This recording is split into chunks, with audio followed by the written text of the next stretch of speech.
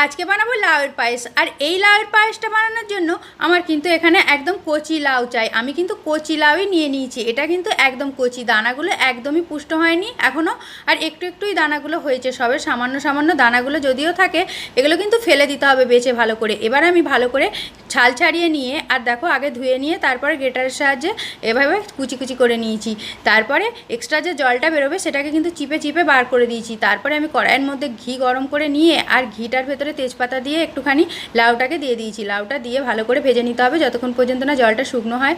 তারপরে দেখো পরিমাণ মতো এখানে আমি দুধ দিয়ে দিয়েছি। দুধটা কিন্তু যত দেবে তত বেশি পায়েসটা খেতে টেস্টি হয়। আমি এখানে 50 গ্রাম আমুল দুধ ব্যবহার করেছি, তোমরা চাইলে গরুর দুধ দিয়ে করতে পারো। পরিমাণ মতো এখানে আমি চিনিও দিয়ে দিয়েছি, আর দুটো এলাচ ফাটিয়ে দিয়ে দিয়েছিলাম। খেতে কিন্তু দুর্দান্ত হয় বন্ধুরা। যারা এখনও লাউয়ের পায়েস একবার ট্রাই করোনি তারা অবশ্যই ট্রাই করো।